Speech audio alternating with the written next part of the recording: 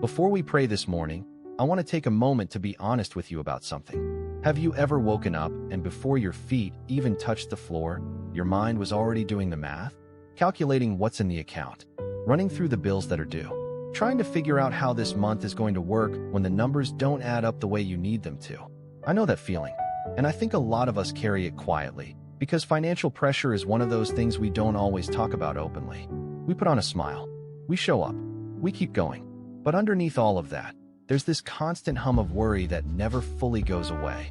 The kind that wakes you up at 2 a.m. The kind that makes it hard to enjoy anything, because in the back of your mind, you're always calculating, always trying to figure out how to make things stretch a little further.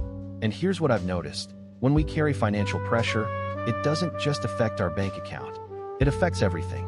It affects the way we speak to the people we love. It affects our ability to focus. It affects our sleep, our joy, our sense of peace. Money pressure has a way of leaking into every other area of life, doesn't it? But I want to ask you something this morning. In all of that calculating, all of that worrying, all of that trying to figure things out, where's God in that process? Because if we're honest, most of us have learned to handle financial stress the same way we handle everything else. On our own, in our own minds, with our own limited perspective. We run the numbers. We make the plans. We stress about the gaps. And we might say a quick prayer somewhere in the middle of it. But God isn't really the foundation of how we're approaching it. He's more like an afterthought. Someone we bring in when we've already exhausted every other option. But Philippians 4 verse 19 says something that should completely reframe the way we approach financial struggle. It says, "And my God will supply every need of yours according to his riches and glory in Christ Jesus." Not according to your salary, not according to the economy, not according to how hard you've been working or how smart your decisions have been.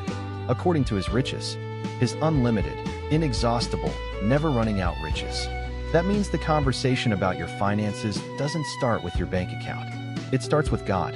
It starts with the acknowledgement that he is your source, not your job, not your connections, not your own cleverness. Him. And here's the shift that changes everything. There's a profound difference between asking God to bless what you've already figured out and actually inviting God into the process from the very beginning. Most of us do the first one. We make our plans, we stress about our situation, and then we ask God to make it work. But what would it look like to come to him first? Before the worry takes over, before the calculations begin, before fear gets to set the tone for the entire day. I think that's what it means to truly trust God as your provider. Not just believing it theologically, but actually living it out. In the way you start your morning, in the way you approach decisions, in the way you respond to financial pressure when it shows up. Because here's the truth. Worry has never once added money to anyone's account. Fear has never opened a single door. Anxiety has never created a single opportunity. But prayer moves things. Prayer positions you. Prayer opens your eyes to see what God is already doing on your behalf, even when you can't see it yet. So this morning, before the worry gets a chance to speak, let's bring this to God first. Let's pray together. Father, I come before you this morning, and I have to be honest. Financial pressure has been loud lately. Before I even fully woke up today, the weight of it was already there, waiting for me. The bills I don't know how to cover. The gaps I can't seem to close. The breakthrough I've been believing for that still hasn't come yet. And Lord, I confess that I have spent more time worrying about my finances than I have spent praying about them. I've run the numbers more times than I can count, trying to figure out how to make things work in my own strength, with my own limited perspective. And I'm tired, Father. I'm tired of carrying this alone. So this morning, I choose to do something different.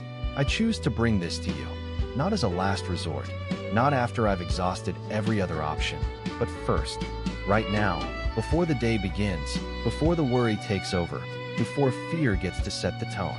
Lord, I declare that you are my provider, not my employer, not my bank account, not any person or program or circumstance.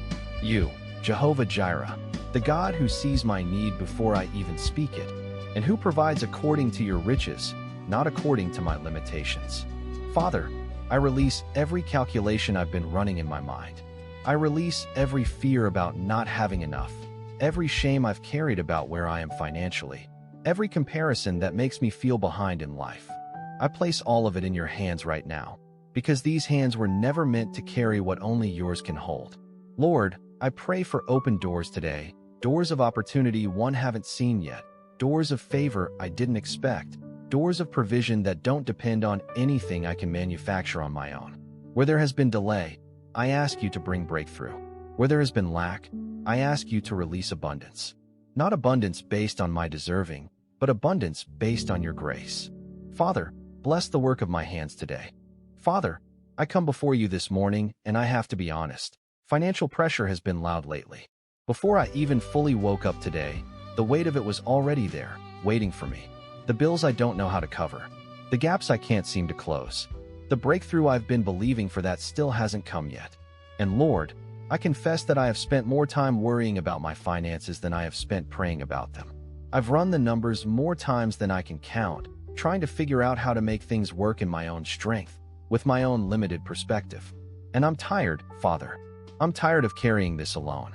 So this morning, I choose to do something different.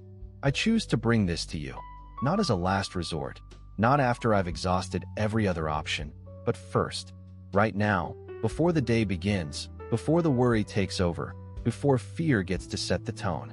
Lord, I declare that you are my provider, not my employer, not my bank account, not any person or program or circumstance. You, Jehovah Jireh, the God who sees my need before I even speak it, and who provides according to your riches, not according to my limitations. Father, I release every calculation I've been running in my mind. I release every fear about not having enough, every shame I've carried about where I am financially, every comparison that makes me feel behind in life. I place all of it in your hands right now, because these hands were never meant to carry what only yours can hold. Lord, I pray for open doors today, doors of opportunity one haven't seen yet, doors of favor I didn't expect, doors of provision that don't depend on anything I can manufacture on my own. Where there has been delay, I ask you to bring breakthrough. Where there has been lack, I ask you to release abundance.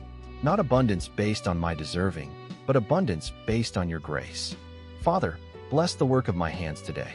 Father, let the truth that you are our provider move from our heads into our hearts, so that when the pressure comes, our first response is prayer, not panic.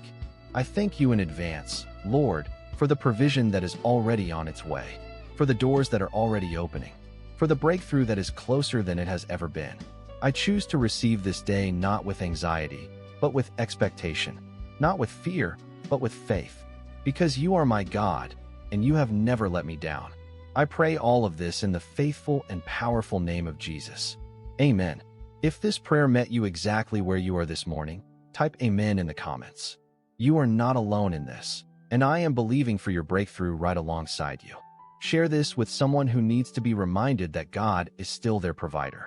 And if you want to start every single morning in prayer like this, prayer that is honest, deep, and rooted in faith, subscribe to Spirit Wave Gospel.